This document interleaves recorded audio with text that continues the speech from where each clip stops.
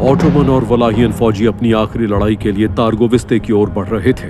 वहीं करीब 700 किलोमीटर दूर व्लाड के जासूस शाही हरम में अपने काम को अंजाम देने के काफी करीब पहुंच चुके थे। व्लाड ड्रैकुला का वलाहिया में 2 हफ्तों तक पीछा करने के बाद फातेह मेहमत और उसकी थकी हुई ऑटोमन फौज ने तारगोविस्ते की सरहद पर अपना डेरा डाल दिया है। उन्हें हमला करने से अब कोई नहीं रोक सकता। ऑटोमन, जिसे बेरहम के नाम से जानते हैं, उस शहजादे ने आसपास के इलाकों में आतंक फैला दिया है। रात में छापामार हमला, ऑटोमन खेमे से संतरियों का गायब होकर बाहर जाना और वलाहियन छापामारों के हाथों मारा जाना, फौज का दिन भर आगे बढ़ना और रात की ये दहशत। तमाम मुश्किलों के बावजूद मेहमत ने अपना शिकंजा कस दिया। मेहमत की सबसे बड़ी कामयाबी ये थी कि उसने जानिसारियों को अपनी फौज के ठोस हिस्से के तौर पर कायम रखा था, जबकि वो अपने आम फौजियों को छापामार हमलों से निपटने के लिए भेज रहा था। उसकी फौज धीरे धीरे वलेहियन राजधानी की तरफ बढ़ती चली जा रही। अब वो टारगोविस्टे से महज 13 किलोमीटर दूर थे। ऑटोमन खेमे में थोड़ी सी घबराहट फैली थी। व्लाड की प्यारी राजधानी अब मेहमत की तोपों के निशाने की जद में थे। व्लाड ड्रैकुला के पास अपना आखिरी पैंतरा बचा था। उसने रात में हमला करने का फैसला, पर वो फौजियों को कैद करने या फिर खेमे के सिरे पर सिपाहियों को मारने नहीं जा रहा था। उसका मकसद इससे भी बड़ा। व्लाड ने सुल्तान के कत्ल की योजना बनाई। मेहमत को खोज कर उसका कत्ल कर दो और इस तरह जंग खत्म कर दो और ऑटोमन हुकूमत का दम निकाल दो और उन्हें सिविल वॉर की तरफ धकेल दो, उथल पुथल मचा दो। ये कोई कच्चा दांव नहीं था, ये काम उसके लिए मुमकिन था। बेरहम व्लाड ने अलेक्जेंडर द ग्रेट के रात में हमले करने के पैंतरों को आजमाया था और ये अचानक आया पैंतरा नहीं। व्लाड इससे पहले अलेक्जेंडर द ग्रेट के इस पैंतरे को पर्शियंस और डेरियस के खिलाफ लड़ाई में कई बार इस्तेमाल कर चुका था।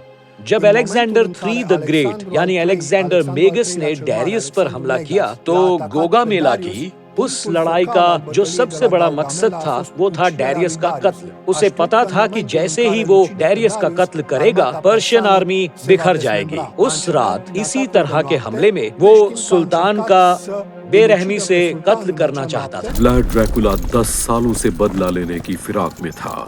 अब जाकर मौका आया था। राजधानी तारगोविस्ते के ठीक बाहर ऑटोमन हमले की आखिरी तैयारियां जोर शोर से चल रही थी। व्लाड का एक जासूस हमारे हाथ लगा है सुल्तान, उसे मेरे सामने लाओ फौरन। सुल्तान के खेमे में अफवाहों और जासूसों का जोर भी बढ़ गया था। ऑटोमन खेमे में व्लाड के जासूसों की मौजूदगी सिर्फ एक संभावना नहीं, पहले ऐसा हो चुका था। 1389 में सुल्तान मुराद द फर्स्ट ने एक ईसाई फौज को अभी अभी हराया था, पर दुश्मन के जासूस ने उन्हीं के खेमे में उनका कत्ल कर दिया था। कारपेंथियंस पर सूरज डूब रहा था। व्लाड के आदमी ऑटोमन खेमे पर अचानक हमले की तैयारी में हैं। मेहमत के तकरीबन 10,000 फौजी बचे हैं, पर वो लड़ाई में बहुत माहिर है। रोमानिया के इतिहासकारों में एक बात बहुत ज्यादा मानी जाती थी, जो बात कुछ पुराने राष्ट्रवादी इतिहासकार आज की तारीख में भी मानते हैं कि रोमानियन वॉयवॉर्ड्स ने किसानों को लड़ाई में उतार दिया था, जो बात मुझे बहुत बकवास लगती है। अगर आप किसानों को हथियार दे भी देते हैं तो भी वो जंग के मैदान में लड़ नहीं सकते हैं, क्योंकि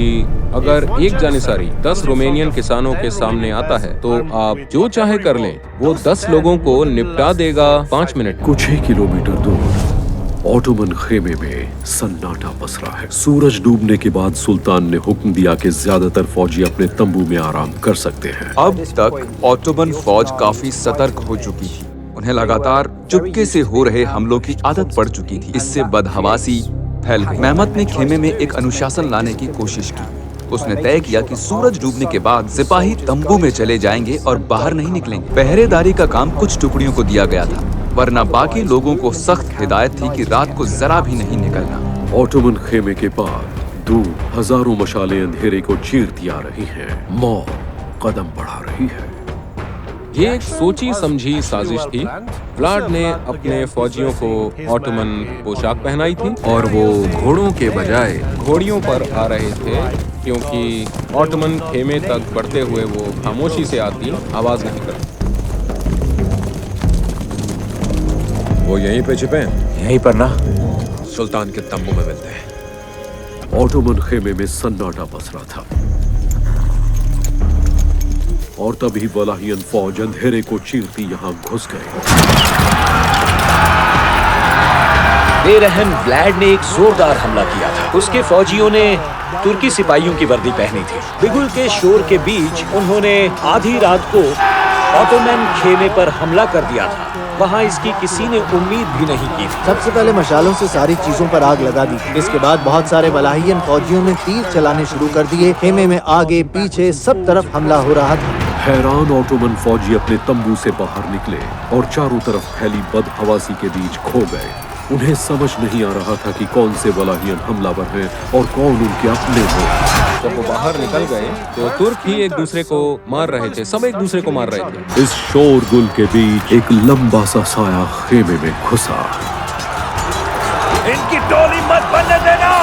शहजादे, आप कहाँ जा रहे हैं? मैं अभी आता हूँ। कैसे हो भाई?